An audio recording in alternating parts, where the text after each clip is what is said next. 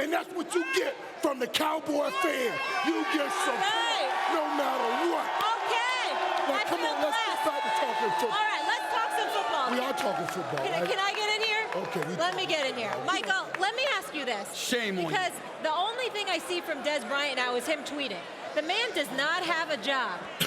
My heart hurts about this. Why have the Cowboys not brought him back? I know they got Amari Cooper. Let's be real here. It's not even just about the Cowboys here. My heart hurts about this after seeing all of those moves that were made at the trade deadline. People were giving up assets, and not one of them called Dez Bryant. And I thought myself, wow, something's going on that I don't know. Somebody's saying something that I don't know, something being said that I haven't heard, because why are all of those teams that needed wide receivers and no one is even... But Michael, why now, when he was made offers before the season started? It's obvious that a couple teams at least wanted him now. Were willing to pay him some money too. Why did everyone change their mind? Why wouldn't they change their mind? Because he's been sitting around. Maybe he thought that Dallas was coming back. I feel bad for him because I think it makes me, I just feel bad for him. And maybe he thought Dallas was coming back, but now everybody sees Dallas not coming back. Why not say, hey, Dez, come in, we're going to pay you this, something, and see what you got for us. It's an 8-game stretch, and if you love it, you say, yeah, let's do it again next year, and you can raise the number if it goes well. But then why not even knock on the door? Not even knock on the door to see? That's what I'm saying that worries me.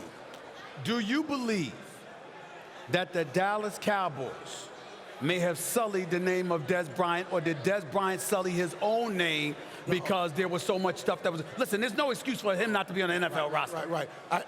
Jerry, I don't think Jerry would do that after working. I don't think Jerry would either, but that doesn't mean there weren't other people. Yeah, and everybody's going to have a conversation.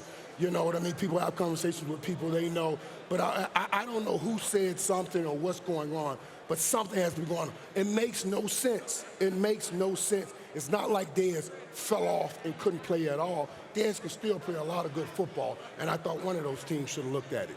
We are in an era of receivers now. I know the rules favor the offense, but oh my, I mean, everywhere you look, every time you try to make a top 5, you know, Michael Thompson, Thielen, or someone else, like maybe I got to put him in the top 5.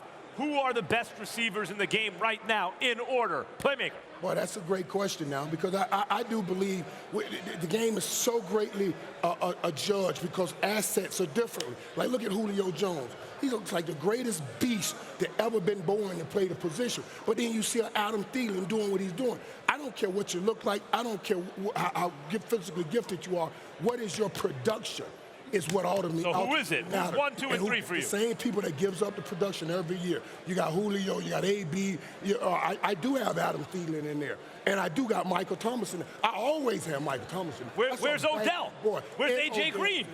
And Odell's in there. AJ Green is right there too. Mike Evans? I mean, there's so many guys. Yeah, but I put Mike Evans them on that next level, right below those other guys we just mentioned, because those other guys are bad boys. Let me ask you this. And I tell people about Adam Thielen, stop talking about, it's not a slot receiver. This is a real receiver that can play in the slot. Slot receivers we consider are people like the Wes Welkers of the world. You'll never make them the best receiver in the league because they're slot receivers. But Adam Thielen is a receiver that plays in the slot. All right, let me ask you this. By the way, you're preaching. You're trending on Twitter right now.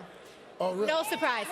That's what I do. But obviously, that's what I do. You're also an analyst. That's what you do. You work every Sunday, NFL Network, on game day. What's really surprising you this season? Like, who's really standing out to you? Player, team, anything, storyline? Well, I'm certainly surprised with the turn that the Jaguars have taken. You know what I mean? Because I thought, man, this is it. And especially after you beat New England.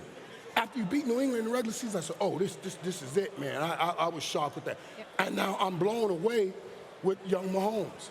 Patrick Mahomes is playing football, man. And I've always thought Andy Reid has been a beast. I said it before, Philly was crazy to let him go. I would have never let him get away. But now he has a rock house. I'm looking at this man, Stephen A. Smith, looking at you with what looks like disdain.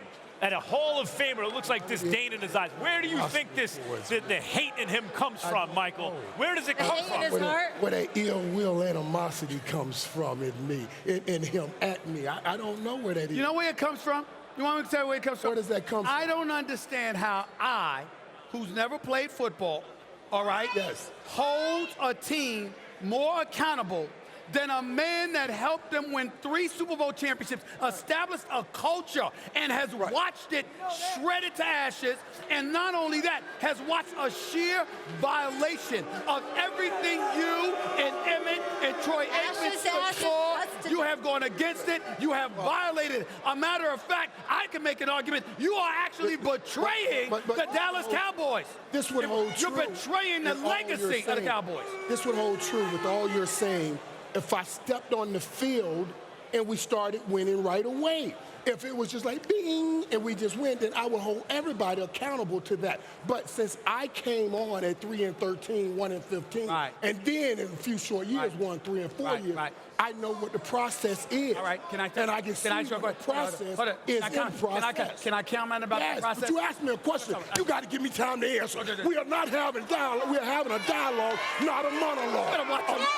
Better watch your mouth. Better watch your mouth. That means you talk, I talk. And I say when I talk, I don't want you just waiting to speak. I want you listening, because I got something for you. Don't just wait to talk. I do listen.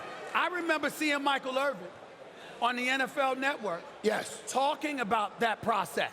I remember that same Michael Irvin saying, excuse me, one of the things I love about the NFL is the parity. 1 week, 1 year, you can stink. And the next year, you can win a championship. But the Cowboys, we've been waiting 23 years. 23 years. And you on Dancing with the Stars. Do you understand that? You on Dancing with the Stars. There's some teachings out there. You went from playing to going on hearing and selective retention. That means people hear what they want and retain what they want. And all you guys seem to hear and retain are the 23 years of playoff problems instead of the whole history. Michael, I listen. You got to get it all.